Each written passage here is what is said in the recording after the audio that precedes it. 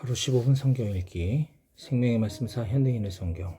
오늘은 제241일차로 히브리서 6장부터 시작합니다. 히브리서 6장.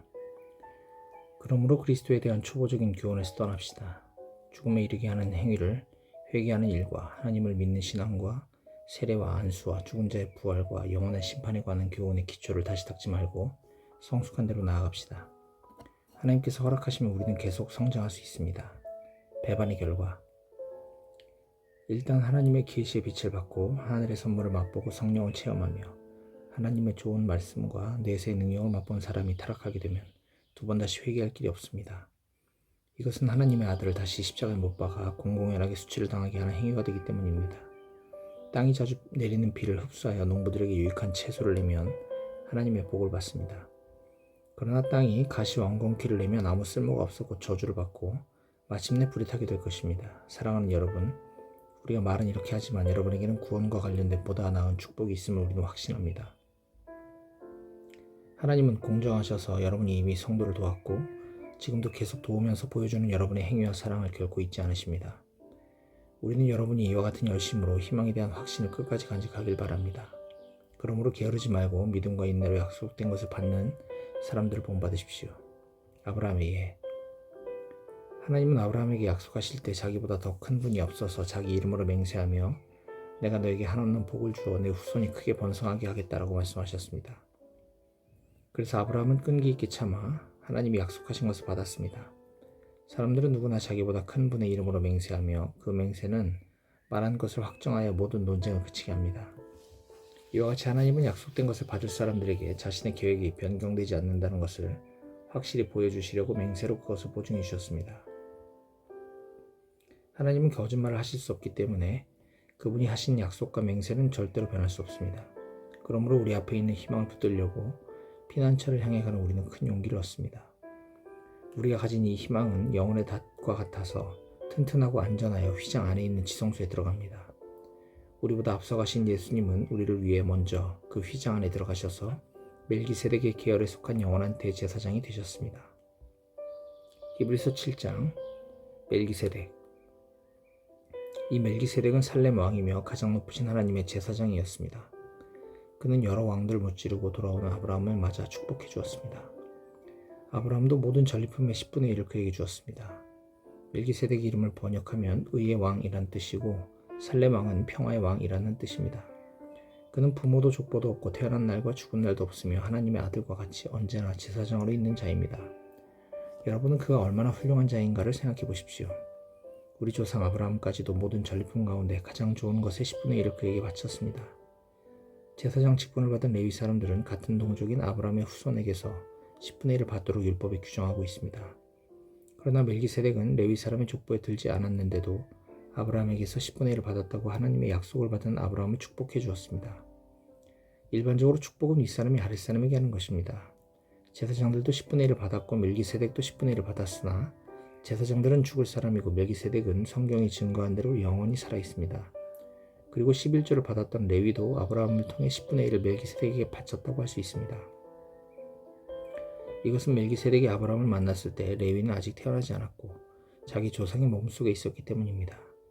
하나님은 레위 계통의 제사장 직분에 근거하여 율법을 주셨습니다. 그런데 그 제사장 직무가 완전해질 수 있었다면 어째서 아론의 계통이 아닌 멜기세덱의 계통에서 다른 제사장을 세울 필요가 있었겠습니까?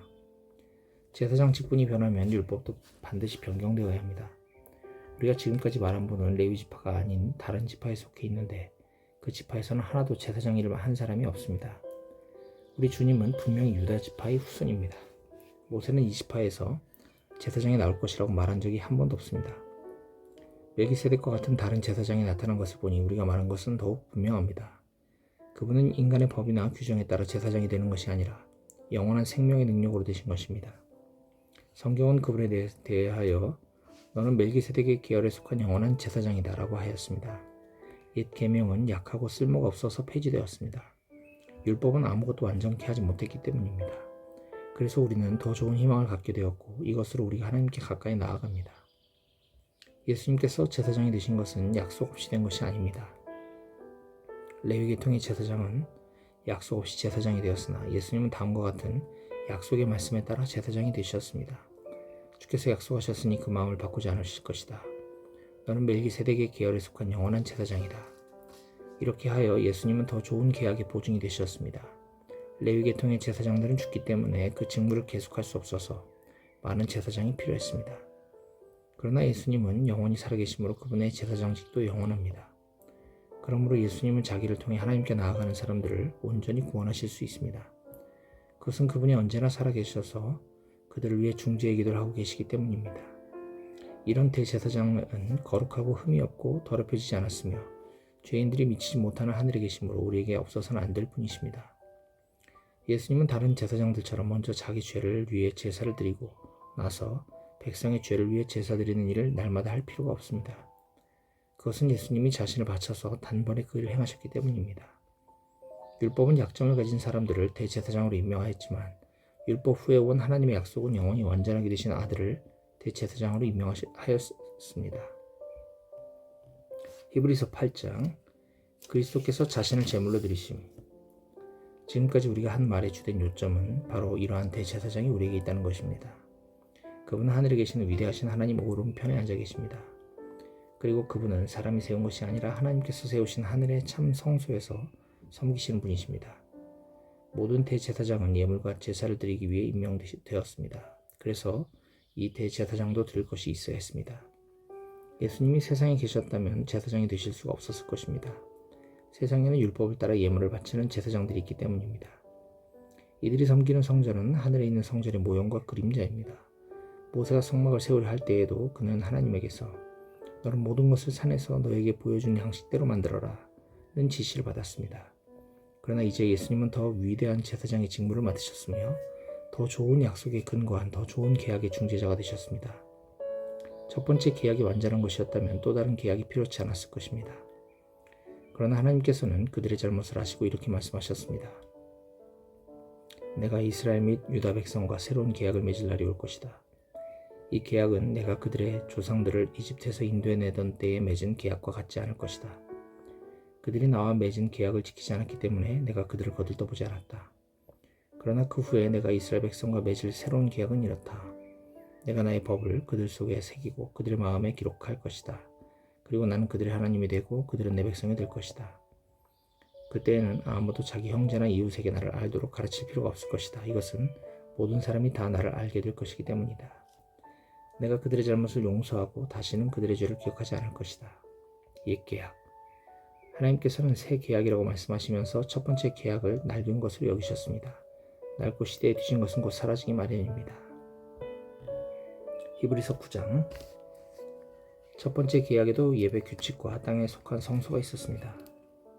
먼저 성막이 세워지고 그 성막은 간마기에 의해서 두 부분으로 나눠져 있었는데 그 바깥쪽을 성소라고 불렀습니다. 거기에는 등대와 빵을 차려놓은 상이 있었습니다.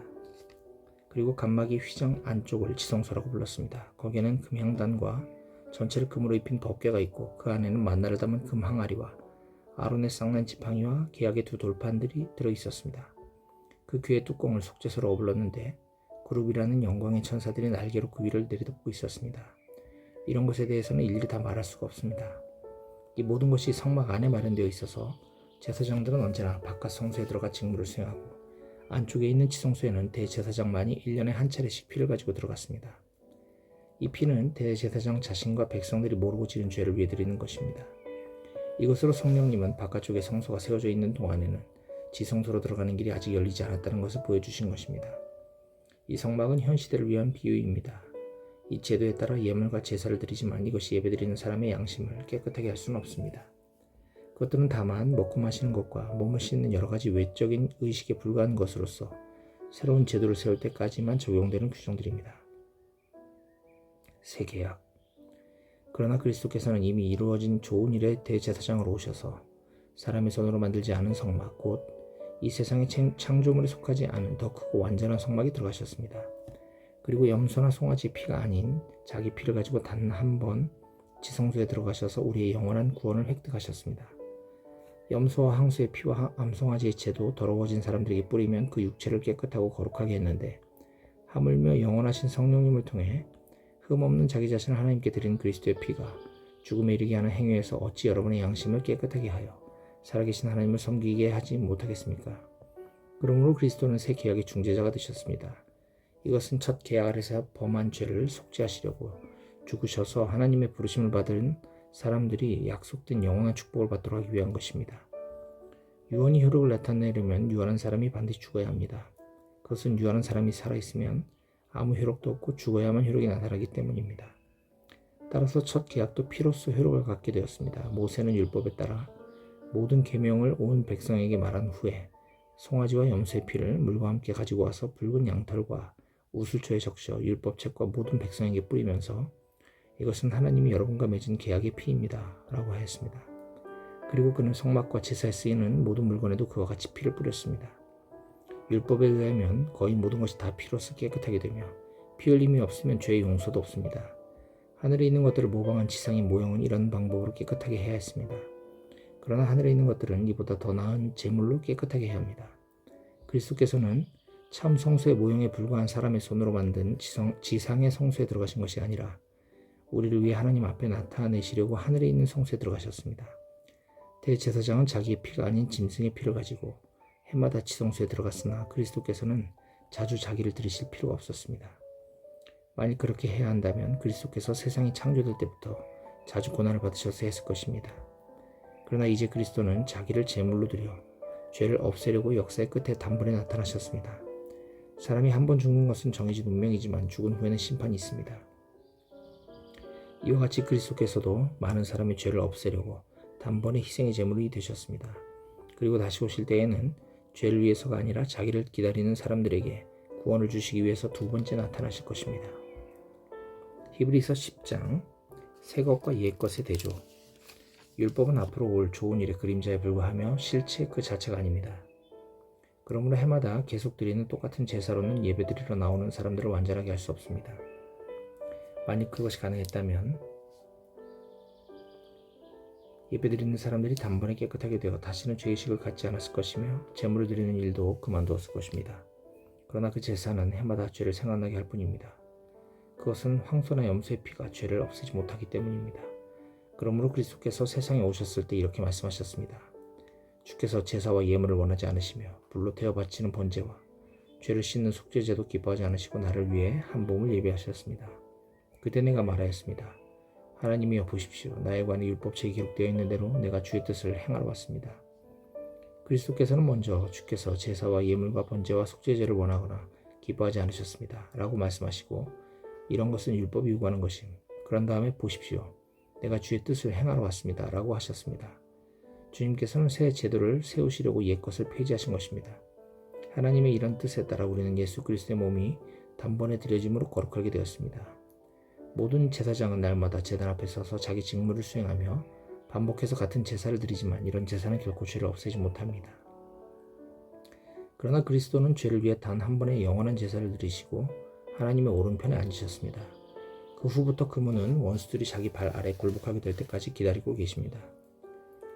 예수님은 거룩하게 된 사람들을 한 번의 제사로 영원히 완전하게 하셨습니다. 그리고 성령님도 우리에게 이렇게 증거하고 계십니다. 그 후에 내가 그들과 맺을 새로운 계약은 이렇다. 내가 나의 법을 그들 속에 새기고 그들의 마음에 기록할 것이다. 그러고서 성령님은 그들의 죄와 악한 행동을 내가 다시는 기억하지 않을 것이다 라고 하셨습니다. 이런 죄와 악한 행동을 용서받았으므로 다시는 죄를 위한 제사가 필요 없게 되었습니다. 형제 여러분, 그러므로 우리는 예수님의 피로 떳떳하게 지성소에 들어갈 수 있게 되었습니다. 그분은 우리를 위해 자신의 몸인 휘장을 찢어 새로운 생명의 길을 열어놓으셨습니다. 우리에게는 하나님의 집을 다스리는 위대한 대제사장이 계십니다. 우리가 이미 마음의 피뿌림을 받아 악한 양심이 깨끗해졌고 우리의 몸도 맑은 물로 씻었으니 이제부터는 진실한 마음과 확고한 믿음으로 하나님께 나아갑시다. 약속하신 분은 신실하신 분이십니다. 우리가 고백하는 희망을 굳게 붙듭시다. 열심히 선한 일을 할 것, 그리고 서로 격려하여 사랑과 선한 일을 위해 힘쓰도록 하십시오. 어떤 사람들의 습관과 같이 모이기를 중단하지 말고 서로 격려하여 주님의 오실 날이 가까울수록 더욱 모이는 일에 힘씁시다. 만일 우리가 진리를 알고 난 후에도 고의적으로 계속 죄를 짓는다면 그것을 속지 않는 제사는 없고 두려운 마음으로 심판을 기다리는 것과 하나님을 대적하는 원수들을 소멸할 무서운 불만 있을 것입니다. 모세 법을 어긴 사람도 두세 증인만 있으면 동정의 여지 없이 사형을 받았는데 하물며 하나님의 아들을 짓밟고 자기를 거룩하게 한 계약의 피를 깨끗이 아는 것으로 여기고 은혜를 주시는 성령님을 모욕한 사람이 받을 형벌이 어찌 더 무겁지 않겠습니까? 원수 갚는 것은 나의 일이다. 내가 갚아주겠다 하시고 또 주께서 자기 백성을 심판하실 것이다 라고 말씀하신 분을 우리는 알고 있습니다. 살아계신 하나님의 심판의 대상이 된다는 것은 정말 무서운 일입니다. 여러분이 하나님의 빛을 받은 후에 심한 고난과 싸움에 견디던 그때를 생각해 보십시오. 그때 여러분은 모욕과 핍박을 당하여 사람들의 구경거리가 된 적도 있었고 그런 취급을 받는 사람들의 친구가 되기도 했습니다. 여러분은 갇힌 사람들을 동정하였고 또 재산을 빼앗기면서도 그보다 더 좋고 영원한 유산이 있다는 것을 알고 그 일을 기쁘게 당하였습니다. 그러므로 여러분은 용기를 잃지 마십시오. 이것으로 큰 상을 받게 될 것입니다. 여러분이 하나님의 뜻을 행한 후에 하나님이 약속하신 것을 받으려면 인내가 필요합니다. 머지않아 그리스도께서 오실 것입니다. 그러나 의로운 사람은 믿음으로 살아야 합니다. 믿다가 뒤로 물러서면 하나님께서 기뻐하시지 않습니다. 우리는 뒤로 물러나 멸망할 사람들이 아니라 믿고 구원을 받을 사람들입니다.